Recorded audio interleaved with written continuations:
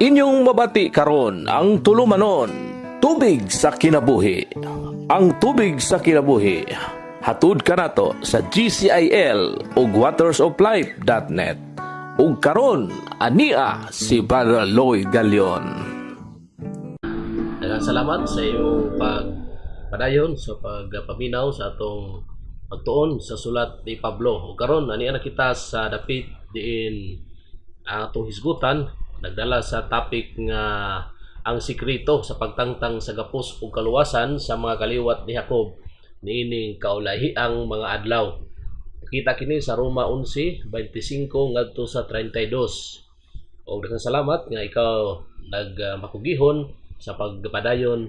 Ug hinaot ko nga hantod sa atong pagtapos niini imong yung mahuman no pagpaminaw kining pagtuon sa sulat ni Pablo sa mga taga Roma. Karon ako basahon ang kasulatan sa Roma 11:25 ngadto sa 32. Base sa pagka makakinaadmanon kamo diha sa inyong kagalingon sa panghunahuna, ug buot ko mga igsoon nga inyong masabtan ang tinago nga mao kini nga ang katig-a sa usa ka bahin sa Israel hangtod sa panahon nga mahisulod na ang hingpit nga kadaugan sa mga hintil.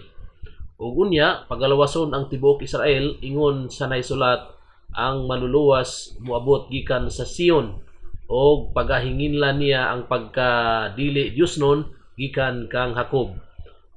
Og mao niya kini ang pakigsaad ko uban kanila sa diha nga kuhaon ko na ang ilang mga sala. Labot sa mayong balita sila mga kaaway sa Dios alang sa inyong kaayuhan. Apan labot sa pagpamili niya sila mga pinalangga alang sa pahinungdan sa ilang mga ginikanan. Kaya ang mga gasa o ang pagtawag gikan sa Dios dili mabakwi. Kay maingon nga kaniadto masupilon kamo batok sa Dios apan karon nakadawat na sa kaluoy tungod sa ilang pagkamasupilon. Sa ingon usab niini nagamasupilon sila karon aron nga paagi sa kaluoy nga gikapadayag kaninyo makadawat usab sila kaluoy. Kay ang tanan nga mga tawo gitugyan sa Dios ngadto sa pagkamasupilon aron ang tanan iyang pagkakaluy-an. Okay, mao to ang tipik no sa atong gibasa. O karon ato nang hisgutan ang maong basahon no. Kung atong masabtan gikonsidera ni Pablo ang mga nagapamati sa iyang sulat, ang mga kaigsuonan sa dugo o kining mga Hudyo no. Pinaagi niini nga pulong iyang giangkon nga ang Dios ilang amahan. Ang tanang panghunahuna pagduki-duki ug mga kahibalo kabahin sa kaluwasan pinaagi sa pagpili dili matuman sa pagtulun-an, pinaagi sa pagtuo ang Dios ang gamhanan. Apan atubangan mismo sa bantugang Dios ang amahan sa atong buhing Ginoong Jesucristo, ang atong balang amahan nga puno sa gugma ug kaluoy, human sa iyang pasiunang pagpulong gisulti ni apostol nga ang tinagong kaalam nga wala niya masabti hangtod kini klarong gipadayag sa langit ng amahan kaniya. Mao nga gihangyo ni Pablo ang tanang komentarista magwawali ug mga theologians no, kini mga teolohika nga nagtuon sa pulong sa dili pagtudlo sa ilang kagalingong filosofiya kabahin sa mga anak ni Jacob apan sa pagpaminaw o pagkinabuhi sa pulong sa Dios. Sila ang nagtudlo base sa kagalingon nga kaalam. Mamiligro kay gipanghinambog nila ang ilang kagalingon. Apan kinsa katong matinud-anon, mainampuon og nagagunit no sa pulong sa espiritu mutubo sa kahibalo sa mga sikreto sa gugma sa Dios ug sa langit ng amahan. Kay ang tinago ang mga sikreto nga ipasabot ni Pablo mahitungod sa kalahiyang mga adlaw nagapil sa daghang parte. Ang magahi sa Israel no so sama sa usa ka bagang tulda nagprotektar sa matag musilong niini sa mainit nga adlaw apan nagbabag usab ang ilang pananaw ug sa pagpamati. Dili sila makakita, dili sila makabasa, dili makadungog bisan pa aduna sila ay abilidad sa paghimo niini. Makita kini sa Jeremias 16:9 ngadto sa 10. So mao ni no, ang pagmagahi sa mga Israelita. Kadaghanan sa kaliwatan ni Jacob, mga masupilon, mga ang mga disipulo, mga apostoles ni Jesus sa unang iglesia matinud-anog nang hinulsol ubos ni Juan Bautista. Siya nag-andam kanila alang sa kaluwasang muabot diha kang Kristo nya puyo sila ubos sa iyang komunidad na sinati ang kahayag langit nung himaya. Sumala sa libro ni Isias ang pagmagahi nagasugod kini 700 ka tuig sa wala pa miabot si Kristo. Kita ka na sa Isias 6:5-13. Unya tin-aw nga gipadayag ni Kristo no diha sa Mateo 13 11-15 ug bagul-anong gisaysay ni Pablo sa mga buhat 26-28. Gisaysay kana kung nganong nagmagahi ang mga Israelita. Kining pagkatig-a bisangpot sa daghang kaguliyang sa dihang gitugyan sa mga Hudyo ang ilang hari aron ilang sang sa cross. Mo kini hinungdan nga sila mismo wala dawat ang ilang hari, ang mga taga Roma mibaligya kanila aron mahimong ulipon sa tanang suok sa kalibutan. Ang pagkatig-a sa mga Hudyo dili hangtod sa hangtod. Okay, no? Klaro. Magpadayon kini hangtod moabot ang kahugnanan ang kadaghanon ubang nga mga katawhan nga magtotoo. Dunay time inunta frame ani mga igsoon no hangtod mahingpit ang buluhaton sa ubang katawhan nga makasasala. Dayon ang ginumuhatag sa mga Hudyo sa katapusang higayon aron maghinulsol og magbag-o. Apan kinsa sa tanang Israel ang maluwas sa kaulihang mga adlaw, kinsay pasabot ni Pablo ang makapakuyawng isgutanan sa kasaysayan sa iglesia ug mga katawhan. Daghan kay magduki-duki niini. Ato ning hisgutan migsoon. Una, karon upat nga bahin sa mga Hudyo nagpuyo sa estado sa Israel, samtang tulo sa upat ka bahin kanila nagkatag sa 52 ka mga nasod. O gining pulong tanang Israel nag-apil sa mga reliyosong karaang mga Hudyo o mga masinabtanong mga Hudyo nga dili mga reliyoso. Adunay mga Druso no, Kristohanon o Muslim nga nagpuyo sa estado sa Israel karon og nagbaton og Israelhanong sa pasaporte. But pasabot ini Israeli sila nga citizen pero dili sila Hudyo ang ilahang reliyon o dili Kristohanon, ang uban Muslim, ang uban Druso. Kini ba nga pulong tanang Israel kaniadto naglakip sa maong katawhan? Tubag dili sila apil kanila. Ang Ginoo mideklara sa iyang alagad nga si Juan sa iyang padayag nga ang iyang anghel magsilyo sa 12,000 katawhan sa patag usa ka 12 ka tribo sa Israel. Busa dili ang tanang tribo. Apan kadto lamang hingpit nga pinili og masilyuhan. Wala risguti ang tribo ni Dan sa listahan sa tribo tungod kay gitugyan nila ang pagkabulag sa pagigsaad sa Dios ngadto kang Moises ug sa katawhan. Kato lamang 144 ka sinilyuhang katawhan samtang ubang katawhan dili maluwas. Si Apostol Pablo nagsulat sa iyang epistola ngadto sa taga Roma 2:28-29 nga dili ang tanang Hudyo tinuod nga Hudyo. Kaya pagka-Hudyo anaa mismo sa pagkatao.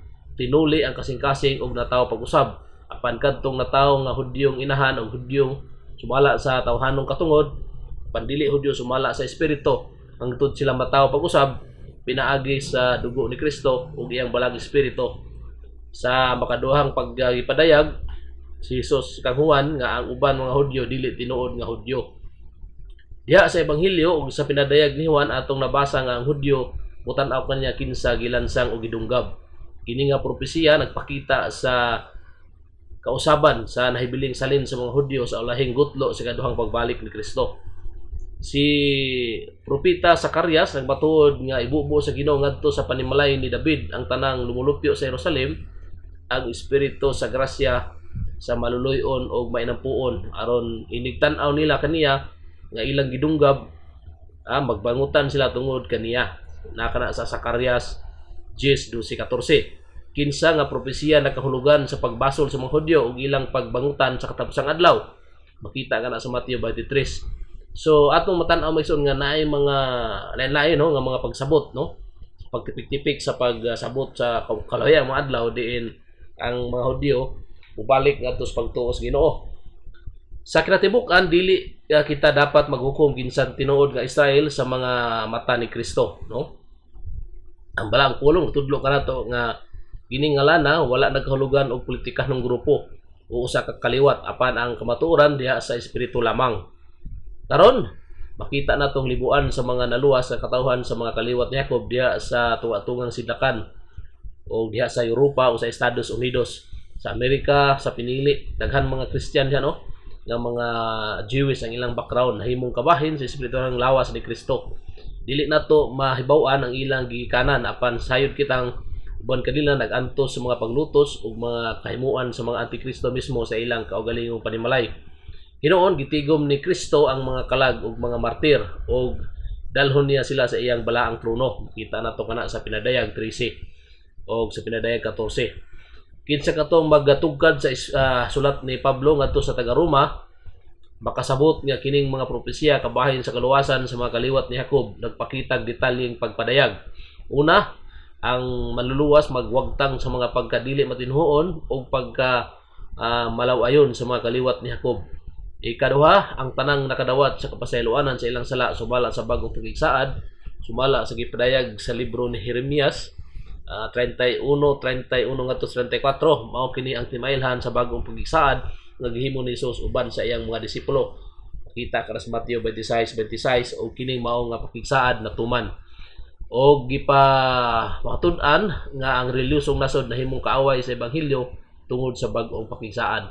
Hinoon kini nga kalisdanan nagdulot og dakong bintaha sa mga gibibi ang katawhan tungod kay naila-ila ang kaluwasan pinagi ni Kristo o nakasinati sa grasya sa Dios pinagi sa pagtuo. So sa samang bahin maigsoon ang apostol sa mga Hentil kumpirma sa mga Hudyo kinsa mga kaaway sa iglesia sa Roma nga sila gihigugma sa Dios tungod sa pagtuo sa ilang mga amahan o sa pagkamatinhoon, no, sa mga ilang mga ginikanan nga mga Hudyo. Busa siya nga pinili sa Dios magpabiling pinili nga walay pagkababag bisan sa makasala o misalikway sa ilang pagkapinili. Ang tanang espirituhong gasa o pribilehiyo sa pagtuo gihatag sa Dios sa tanang magtutuo, nagsumikad sa iyang pagkamatinud-anon nga walay pagkausab. Ngani giingon lagi dito ganina no sa atong gibasa nga ang gasa sa Dios, no, walay pagbakwi. Busa dili kita angay nga magdudua sa atong pagkapinili o pagkabinalaan. Sa liga nato ang pulong sa Dios sama sa usa ka anak nga nagsalig sa mga pulong sa iyang amahan. Sa taga-Roma 11:30 ngadto 31, gibalik ni Pablo pagsaysay ang katuyuan ug tumong sa ikaduhang bahin sa iyang pagsulat, kabahin sa kaluwasan sa mga kaliwat ni Jacob o kini mga Israelitas, no. Ipaningkamutan niya nga ipugos kining prinsipyo ngadto sa mga pangunahuna sa mga kaaway sa iglesia sa Roma. Una, kamong mga bag-ong magtutuo kaniadto dili magtutuo, masinupakon sa Dios og mga makasasala. Ikaduha, karon nadawat ninyo ang grasya ug kaluoy sa Dios pinaagi kang Kristo ug sa inyong pagtuo kaniya. Ikatulo, ang pag-angkon sa maong kaluwasan nahimong posible tungod sa pagkamasinupakon sa mga Hudyo ug sa ilang pagsalikway sa anak sa Dios. O kaning niabot sa ato maigsoon ang kaluwasan tungod kay gisalikway man sa Hudyo ang kaluwasan nga gi-offer nila kanila. Busa ang mga Hudyo nahimong masinupakon ug makasasala tungod sa kaluoy sa Dios nganha kaninyo o kanato nga mga Hentil, no, nga inyong gidawat uban sa makaluwas ka pagtuo. Ug katapusan nausab mudawat sila sa walay pagkahubas nga kaluoy, no. Sa ato pa dunay panahon nga ang kaluoy mobalik ra usab kanila. Gani siya nagatinguha sa pagsabot sa ikaduhang bahin sa epistola ni Pablo ngadto sa taga-Roma, kinahanglan masubsob nga pagtuon niining mga prinsipyo ug modala niini sa pagampo ug pangamuyo alang sa nahisalaag nga mga katawhan aron dili usab kun sila usab maluwas. Maalamong gitin-aw ni Pablo kini mga prinsipyo ug gihimong patukuranan o pundasyon sa iyang pagyukmo sa pagsimba sa Dios. Iyang giilang kadako sa balaang espiritu sa Dios tungod kay gitugot niyang mahulog ang mga Hudyo ngadto sa pagkamasinupakon og rebellion aron maangkon nila ang pagbalik sa iyang kaluoy kung dawaton nila ang kaluwasan giandam kanila pinagi sa pagtuo. So nagyapoy panahon, no, nga mudawat kay pun sila balik ug moabot kay pun pagbalik ang kaluoy kadto na sa mga Israelhanon. Gilauman ni Pablo ang paghinulsol ang mga Hudyo og maluwas sa pinaagi sa pagtuo sa manluluwas samtang si Jesus mas maalamon niining bahina. sa adlaw sa paghukom yang ingnan kadtong wala mahigugma sa mga kabos sumala sa pinadayag palayo kamo kanako kamong mga tinunglo ngadto sa walay katapusan kalayo ug giandam alang sa demonyo ug sa iyang anghel. Ang pinadayag ni Juan usab nagmatod niining labing makuyaw nga kamatuoran. Magampo kita igsoon. Langit no namong amahan nagsadya kami og malipayon tungod kay matuod ang imong saan. Nagpasalamat kami kanimo tungod sa balaang nabahin sa mga kaliwat ni Jacob sa matag tribo. Kasing-kasing nga naghinulsol midawat sa kaluwasan ni Kristo ug naangkon ang gasa sa kalinaw. Tabangi kami sa among mga katawhan nga maglakaw diya sa gahom sa balang espiritu. Musunod sa imong sugo pinagi sa iyang gahom. Malipayong paabot sa minahal nga manuluwas. Amen.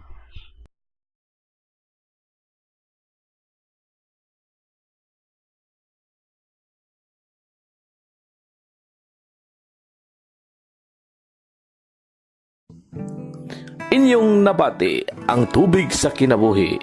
Kung aduna kamoy reaksyon, pangutana o opinyon, i-text ka na sa 0908-426-7070 o kaha 0906-7909-298. Sa dugang pagtuon o pagpaminaw, adto sa watersoflife.net, i-click ang Cebuano.